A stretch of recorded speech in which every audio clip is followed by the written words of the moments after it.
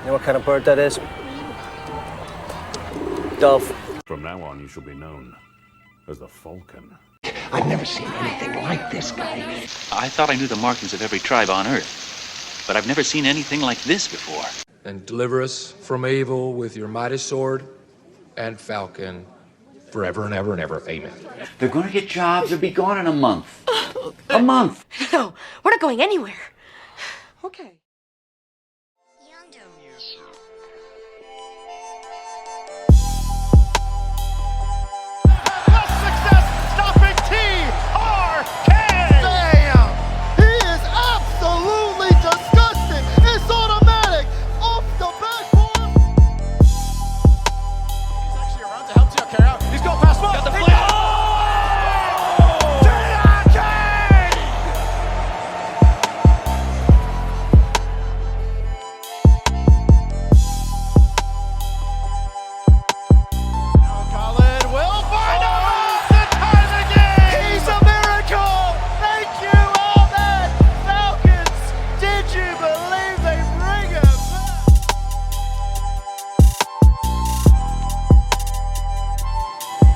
Like an N1 mixtape, just a lot of dribbling, but no shot, and then Ahmad comes right back down and throws it down in FaZe's face. This is Falcons.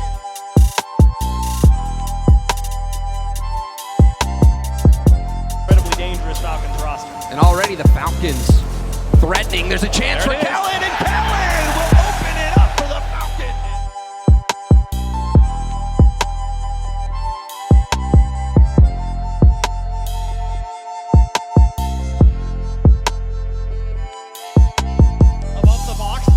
Now coming down, a second touch, it's going in, he missed, and the save on the top right side, and Falcons get away!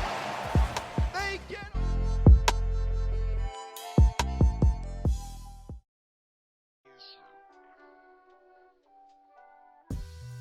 With the 21-22 RLCS season being over and the offseason now beginning, we can take a step back and review some of the teams that we had over the course of the season. First team I want to talk about is Team Falcons, who had a pretty rocky first season in the RLCS representing the MENA region. Not only did they change organizations from Sandrock to Team Falcons halfway through, but also their performances didn't really allow us to get a full picture until the very end. If we recall in the fall, Falcons was unable to attend with their full roster. Khaled wasn't able to attend Sweden because of school issues, so they subbed in Senzo.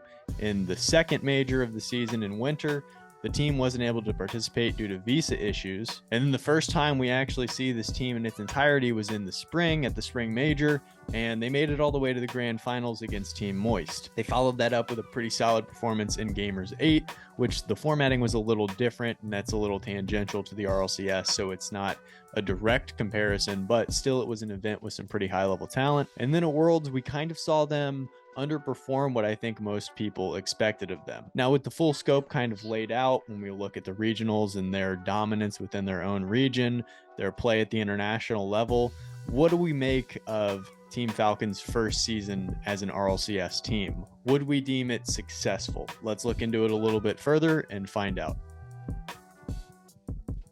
The Falcons deploy a pretty straightforward lineup, with Ahmad being the primary striker up front, looking to score goals and disrupt defense, TRK playing the middle, helping on defense and offensive capabilities, and Khaled holding down the back line on the goal. Like we said in the opener, Sandrock Gaming / Falcons poured it on this season against their own region. With a win percentage of 86% within their own region, nobody could come close to what this trio could put on the field. In a lot of these matchups, it was clear that we just had a skill disparity. Clearly, this team was better than their opponents, and we didn't see them really come up against a lot of competition that matched their skill level until we saw international play, but that's kind of selling short how good this team is and what they're able to do to achieve their success. In my perspective, one of the primary reasons that Falcons was able to give so many top-tier teams massive headaches was their ability to adapt to counter what their opponent was trying to do to them. And we saw this primarily in the spring major. So let's take a moment in that spring major to go over some of the teams that Falcons faced, the play styles they deploy, and what Falcons did in each of those situations differently to counter them. So in the first series, we have FaZe. What we know about FaZe is they like to pressure the ball. They like to keep the ball moving with a lot of speed and kind of outshoot teams by scoring way more than other teams can score on them. So we saw a lot of off-speed attacks against FaZe, slowing the ball down when needed to change the speed, get FaZe going past the ball quicker than they can react, and then score on them. And we really saw Falcons pour it on, score a lot of goals in that series.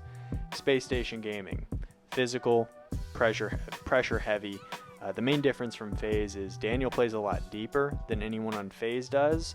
So we saw the Falcons attacking that space in the midfield a lot against Space Station Gaming. Finally against version 1, very controlled team, very low scoring. The Falcons slowed down, they played smart, and they capitalized when they needed to win those games. And then in the grand finals we have Moist. I mean, hey, great series if you want to watch some electric Rocket League. I highly recommend going back and watching certainly the first half of that series. Once the bracket reset, it got a little wonky, but that's neither here nor there. In the first series, really a battle of a lot of high-level mechanics. Every player on the field has the ability to do a lot. It's tough to game plan for Moist, right? They do so much well. They're so good at counterattacking as well. And really, I don't think it was a strategy issue there. I think the primary issue that they ran up against was their ability to perform in big moments. And that's kind of the tough thing about quantifying Falcons this season, is we didn't get a large sample size of them.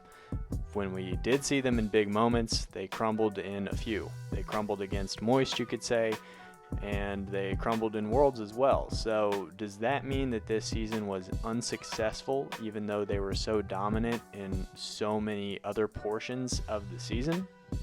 Of course it was successful. This is their first season in the RLCS, right? Small sample size, but first season. Let's talk about a couple of these results just one more time. In the fall, they make the playoffs. They don't even have their full roster. They take massive wins over G2 and Furia, who over the course of the season, we found out were exceptionally talented teams. They make it to the grand finals in spring. They lose to Moist, who looked like the best team in the world at that point. In Gamers 8, they make the semifinals, and we've talked about it enough that I'll throw Gamers 8 in there because, again, we kind of got to pick and choose. We don't have a lot of results here for Team Falcons. And you know what? There's no way around it. World sucks. But if you're going to apply some copium to this situation, they lost to FaZe, who ended up being a top 4 team, and they lost to Carmine Corps, who I think a lot of us considered probably the team who picked up the most steam as Worlds went on. So it's not totally uncalled for to give copium to a situation where those are the two teams that you lose to. Let's play a game called Bites at the Apple. So let's compare some regions that are not the major regions. Let's compare Oceania, South America, and MENA and see how many opportunities they've had at an international stage to win. So if we take the majors and the World Championship from this season, and then all of the World Championships from seasons past, how many opportunities have each of these regions had to win a title? Oceania has been around since season 3, so that means they have had 10 bites at the apple. Best finish that they've ever had was when Chiefs made top 4. I think that was in season 6. South America has had 7 bites at the apple, and the best performances they've ever had were also in this season centered around Furia, which this is not a chance to take away from Furia.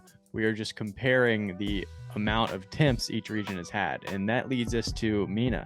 This is their first iteration of being in the RLCS and competing at an international stage. All of the attention in this region has been centered around these 3 players on Falcons. And if we remove the winter major where they weren't able to participate, they've had 3 bites at the apple to achieve the high level results they have already had. So with that in mind, I don't think there's any way to see the rookie season of the Falcons being unsuccessful. I think this was an incredibly successful season for them. These, of course, are just my opinions. I'm excited to reply to yours below. This region will be back in a big way next season. I'm going to be doing more of these recaps. Are there any teams that you're really excited to see that I could maybe do next? And as always, thank you guys so much for watching and wishing you a great day ahead.